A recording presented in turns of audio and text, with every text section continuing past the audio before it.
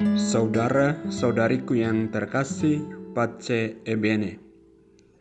Pada hari ini kita merenungkan Injil Matius pasal 5 ayat 20 sampai dengan 26. Dalam khotbah di bukit, berkatalah Yesus kepada murid-muridnya, "Jika hidup keagamaanmu tidak lebih benar daripada hidup keagamaan ahli-ahli Taurat dan orang-orang Farisi, kalian tidak akan masuk ke dalam kerajaan surga.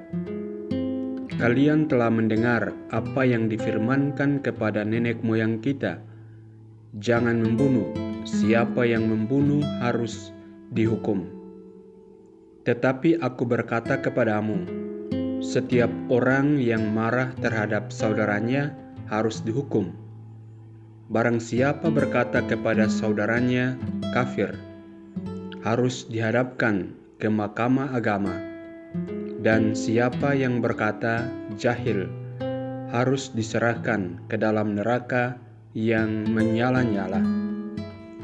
Sebab itu, jika engkau mempersembahkan persembahan di atas mezbah, dan engkau teringat akan sesuatu yang ada dalam hati saudaramu terhadap engkau, tinggalkanlah persembahan di depan mezbah itu, dan pergilah berdamai dahulu dengan saudaramu, lalu kembali untuk mempersembahkan persembahan itu.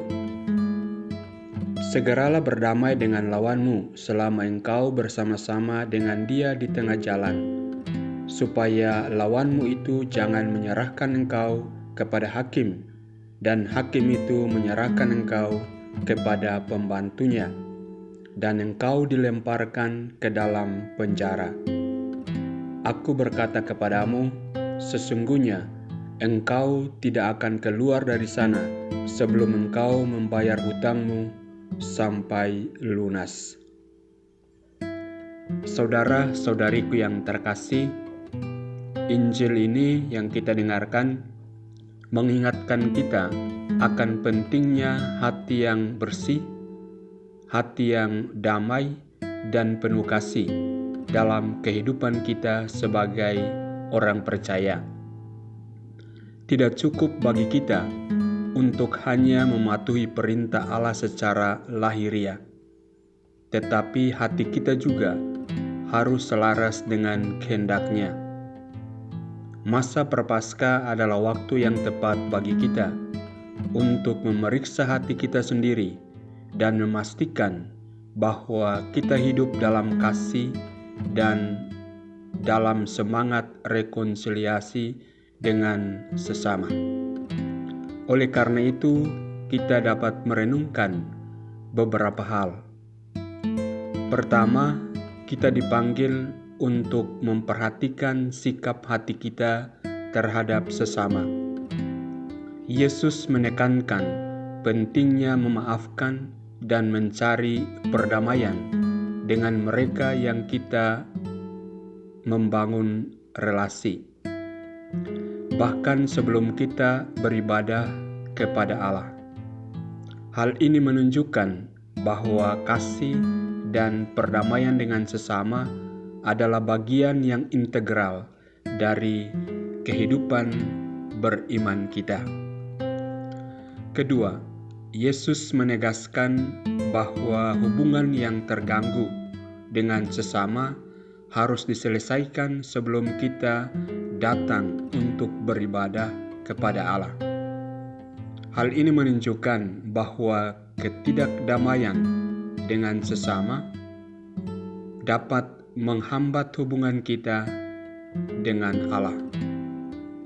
Masa Prapaskah adalah waktu yang tepat bagi kita untuk merenungkan hubungan kita dengan sesama dan melakukan segala upaya yang diperlukan untuk memperbaiki hubungan kita.